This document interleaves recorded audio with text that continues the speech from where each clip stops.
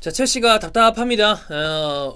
오늘 새벽 아스날과 무승부는 무승부입니다만 아스날은 승리 같은 무승부였고요. 한 명 모자란 상황에서 오랜만에 보여준 위닝 멘탈리티가 돋보였으니까 반대로 첼시 입장에서는 이길 수 있는 타이밍이 있었음에도 불구하고 그리고 상대가 꽤 이른 시간에 한 명이 절대적인 숫자가 부족했음에도 불구하고 승점 3점을 따오지 못했다는 거는 지난 뉴캐슬전 패배 그리고 이번 경기까지 이번 시즌 첼시의 어떤 초반의 기대감이 높지 않았다 하더라도 여러가지 다른 팀들의 상황을 봤을 때 챔피언스리그 티켓은 분명히 필요한데 상승세를 이어가지 못하고 올라갈 만하면 툭 끊기고 올라갈 만하면 툭 끊기고 이런 상황이 이어지고 있죠. 그 가운데 두 명의 선수를 얘기하겠습니다. 하나는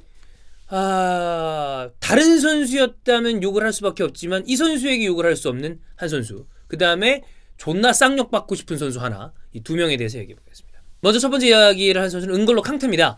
자, 마르티넬리 역습 상황에서 실점의 빌미를 제공한 게 은골로 캉테였습니다. 아마 요 다 보셨겠지만 잘못 약간 예상을 하고 그러니까 순간적으로 마르티넬리가 딱 치는 방향에 대한 그거를 예상을 다 못했던 것 같아요. 원래 캉테가 이게 전문 분야인데 근데 그 순간 미끄러졌죠. 그러니까 확 몸을 틀려다가 미끄러진 것 같은데 전체적으로 어제 스탠포드 브리지가 약간 미끄러운 느낌은 있었어요. 여하간에 마르티넬리만 끊어줬다면 실점은 일어나지 않았을 텐데 그리고 캉테였기 때문에 그 정도는 끊겠지 했는데 저도 이제 중계 중에 리액션 보면 아시겠지만 왜 저래 왜 넘어져 왜냐면 캉테는 저런 실수를 잘 안 하니까 무스타피도 아니고 여튼 실점의 빌미를 제공을 한 다음에 바짝 독이 올라가지고 막 공격하러 올라갔단 말이야. 근데 램파드가 교체를 하고 말았습니다.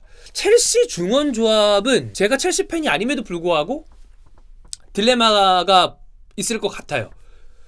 먼저 현지에서 요 며칠 한 1, 2주 동안에 캉테에 대한 약간의 부정적인 이 기사들과 글들이 올라왔어요. 캉테는 본인의 퍼포먼스가 떨어진다 하더라도 욕을 잘 안 먹는 선수죠. 근데 어떤 이야기가 나왔었냐면 야 지금 램파드가 구사하는 지금 우리 스타일에 캉테가 잘 맞는지 난 모르겠다. 우리 이번 시즌에 쫙 연승 잘 나갔을 때 그때 캉테 부상으로 없었잖아 라는 이야기의 어떤 뉘앙스 얘기도 있었고요. 이 첼시에서 1983년부터 88년 5년 뛴 6년이네요. 윙어로 뛰었다는 이 팬 네빈이라는 사람은 캉테 진짜 잘한다. 근데 부상도 잦아지고 있고 여러 가지 상황을 봤을 때 캉테를 지금 큰 이적료를 받으면서 파는 것도 괜찮지 않냐라는 뉘앙스의 이야기를 합니다. 사실 이렇게 언뜻 봤을 때는 말도 안 되는 얘기 같은데 왜 이런 이야기가 나올까? 축구 내적으로 한번 체크를 해보죠. 아까 이야기 드렸던 첼시 중원 조합의 딜레마가 뭘까? 먼저 캉테는 분명히 투 볼란테에서 잘하는 미드필더입니다. 원 볼란테 4-1-4-1-1, 4-3-3에서 역삼각형 여기 하나 이 백포 위에 있는 그 자리에 캉테는 어울리지 않아요. 왜 그러냐면 이 선수는 기본적으로 볼을 탈취하기 위해서 올라가는 선수입니다. 공격을 하러 올라간다기보다 공을 뛰어나가서 끊고 뛰어나가면서 역습 나가는 선수한테 뿌려주는 선수죠. 레스터시티에서 그게 정말 미쳤었죠. 드링크워터랑 투 미드필더 플랫 4-4-1 할 때도 그랬었고 첼시에서 첼시가 백스리를 쓸 때나 그럴 때는 옆에 파브레가스가 있었든 네모냐 마티치가 있었든 간에 투 볼란테 때 잘하는 선수인데 왜 그러냐면 아까도 얘기했지만 이 선수는 백포 위에서 가만히 있는 선수가 아니에요. 굉장히 전진성이 강하고 근데 그 전진성이 강하다는 게 공격적인 전진성이라기보다는 역동적이고 공을 끊어내기 위해서 상대방의 공격을 차단하기 위해서 굉장히 전방위적으로 활동을 많이 가져가는 스타일의 선수죠. 그런데 그래 캉테는 그렇다 칩시다. 근데 최근에 첼시의 어떤 이 흐름을 보면 분명히 조르지뉴가 있어야 공이 잘 돕니다. 지난 시즌 사리가 만들었었던 그 축구의 어떤 여러 가지 그 느낌이 완전히 없어진 게 아니라 거기서 이제 약간의 변형이 된 거 아니에요? 램파드의 색깔을 입힌 상태 아니에요? 근데 여기에서 중심은 지난 시즌에는 조금씩 부진하다가 점점 좋아졌지만 이번 시즌 확실하게 굉장히 좋은 모습을 보여주고 있는 조르지뉴가 있습니다. 이 조르지뉴는 분명히 역할이 커요. 당장 아스날전 지난 이 에미레이츠 원정에서 1-2로 첼시가 이겼을 때도 조르지뉴가 들어오자마자 경기의 패턴이 바뀌었죠. 공이 돌기 시작하고 적재적소에 공격 전환도 하고 물론 조르지뉴를 거쳐야만 그게 가능하기 때문에 속도가 떨어지는 감은 있고 본인이 예전보다는 수비적으로 훨씬 좋아졌습니다만 여전히 압박에는 조금 취약한 모습이 있다는 전제를 깔더라도 조르니 주니는 첼시의 미드필더에서 굉장히 지대한 영향을 끼치고 있는 선수다. 근데 이 선수는 분명히 절대적으로 백포 위에 있어야 됩니다. 자, 근데 보세요. 그럼 백포 위에 조르니 주니 하나 박아. 자, 그럼 캉테를 써야 된단 말이야. 근데 캉테를 쓰기가 이제 거기서부터 애매해지는 거죠.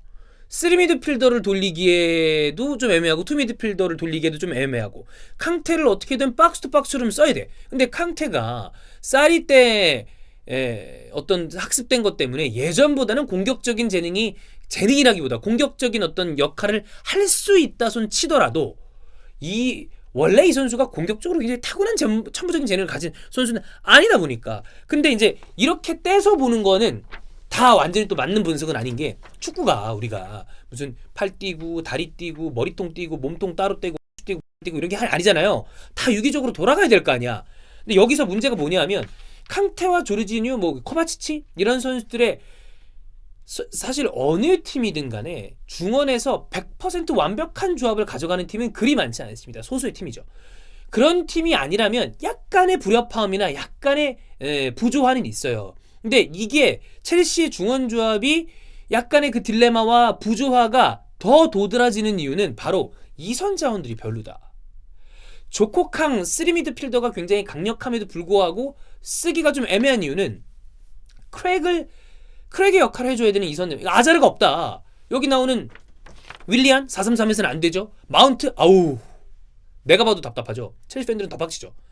훨씬 더 좋은 재능이지만 발전해야 되는 선수고 오도이 아직은 물론 오늘 경기에서 오른쪽에서 잘했지만 좀 더 커줘야 되고 플래시 부상으로 빠져있고 이런 상황이니까 3미드필더를 돌리기는 애매해. 그러면 4-2-3-1로 투 볼란테를 두고서 근데 거기도 마찬가지예요. 러프터치크 같은 선수가 장기 부상으로 빠져있으면서 이선 자원들의 득점 지원이 전혀 안 되고 있다 보니까 그러다 보니까 미드필더 조합이 저기서 문제가 있나? 라는 이야기를 할 수 있는 부분이 생기는 거죠. 거기에 플러스 그러면 이선만 문제냐? 아니 풀백도 문제입니다. 여기에서 약간의 부조화가 있다 하더라도 공격적인 풀백의 지원이 가능한 팀이라면 이를테면 만약에 왼쪽에 로버트슨이 있고 오른쪽에 아놀드가 있어요. 그럼 중원에서 문제 이런 얘기 안 합니다. 근데 왼쪽 에메르송은 바꿔야 됩니다. 오른쪽 아스필리쿠에타는 대단한 선수죠. 그렇지만 지금 램파드가 구사하려는 공격적인 축구에서 아스필리쿠에타의 공격적인 부분은 아쉬운 부분이 분명히 있단 말이에요. 리스임스 같은 선수가 그래서 리스임스의 크로스 같은 게 이제 또 각광을 받는 거죠. 그러니까 이렇기 때문에 첼시 미드필더들이 이런 이야기, 딜레마 이런 얘기를 들으면 조금 억울할 면이 있을 정도로 이선 자원과 풀백 자원들의 부진함이 있지만 어찌됐든 다시 중원 쪽으로만 돌아왔을 때도 캉테, 조르지뉴, 코바치치에 대한 100% 맞는 조합을 딱 찾는 것이 램파드의 숙제 중 하나이기 때문에 이거는 조정 과정을 좀 거칠 필요가 있다. 왜냐면 선수들의 스타일이나 이런 게 이제 보완되는 데는 나이가 꽉 차 있으니까. 그러니까 오죽하면 캉테를 팔자 이런 얘기가 나오겠어요. 그거는 사실 안 맞는 얘기죠. 캉테는 어떤 분들은 팔아서 다른 맞는 선수를 사와야 된다라고 이야기하는 게 틀린 얘기는 아닙니다만 캉테는 그래도 지키고 봐야 되니까. 여하간에 이렇게 여러 가지 딜레마도 있고 조금은 볼멘 소리도 나오고 오늘 경기에서 치명적인 실수를 했음에도 불구하고 캉테는 첼시 팬들이 욕하지 않습니다. 오히려 왜 그따위로 팀을 운영해? 하고 램파드를 욕하면 욕했지. 왜냐면 그만큼 캉테는 까방권이 이만큼 있는 사람이란 말이에요. 그런데 아까 얘기했죠. 욕을 개받고 싶은 선수가 하나 있다. 그 선수 얘기를 해봐야죠. 바로 골키퍼 월드 레코드에 빛나는 케파 아리사발라가입니다. 기록만 나열해 보겠습니다. 기록과 수치만 나열해 볼게요. 1번 케파 이번 시즌 박스 바깥 슈팅으로 가장 실점을 많이 한 골키퍼 1위 6번 실점했습니다. 2번 케파 이번 시즌 박스 바깥 슈팅 선방률 70%로 꼴찌. 3번 이번 시즌 박스 안 슈팅 선방률 50%로 꼴찌. EPL 선방률 최악의 키퍼 55.56%로 꼴찌.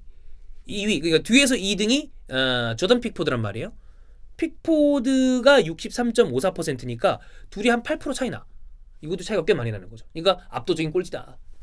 5번 이번 시즌 기대 실점 마이너스 7.79 리그 꼴찌.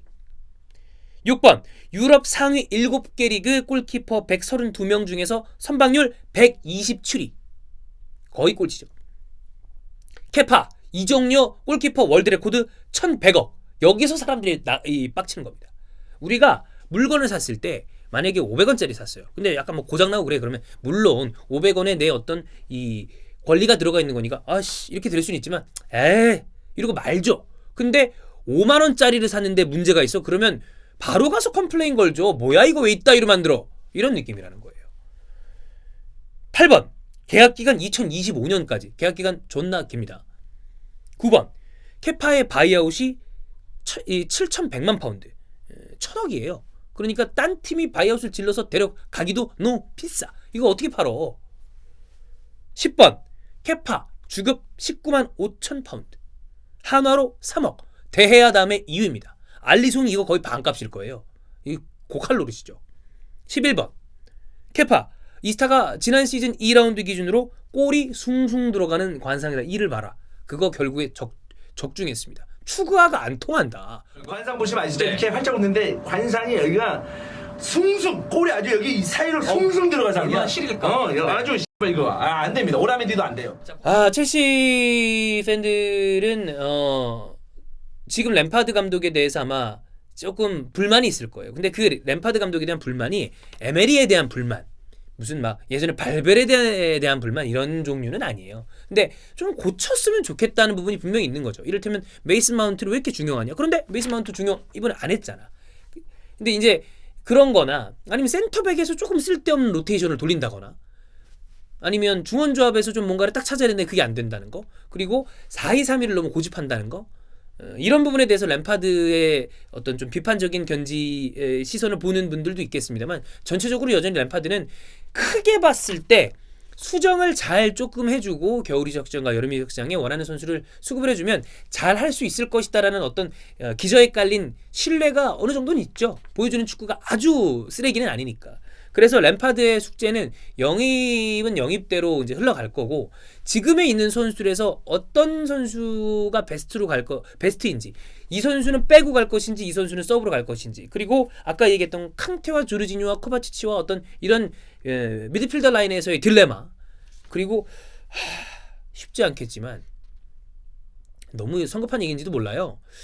이 마리나 그라브노프스카야랑 램파드랑 좀 긴밀하게 얘기를 해서 글쎄요 이거 케파를 좀 매각을 하고 다른 골키퍼로 세워야 되는 거 아닌가 이런 생각까지도 들 만큼 케파는 좋지 않다. 그래서 첼시 팬들은 조금은 답답한 시즌 초에 완전히 마음을 비웠었던 것보다는 이제 어느 정도 퍼포먼스를 보여주니까 그거에 맞춰서 답답함이 생기는 거겠지만 답답한 겨울 이적 시장을 보내고 있습니다. 과연 아마 저희가 내일 겨울 이적 시장에 대한 이야기를 쭉 올릴 텐데 거기서 좀 더 좋은 선수들이 어떤 선수가 링크가 나는지 좀 체크를 해보시고요. 왜 주원영이 없냐? 뭐 이스타TV인데 왜 이주원 없냐? 그러실 거 아니에요. 주원영 이제 이번 주말부터 태국에 갑니다. 놀러 가는 거 아닙니다. 히든 원정대 K리그 전지훈련장에 쫓아가서 선수들 인터뷰 다 하고 그러니까 저랑 주원영이 롤이 나눠져 있기 때문에 주원영이 이제 외부 일정을 많이 보거든요. 그것 때문에 유튜브 영상은 저 혼자 찍으니까 좀 양해해 주시고 또 주원영 그 일정 돌아오면 또 같이 함께 하도록 하겠습니다. 여기까지 할게요.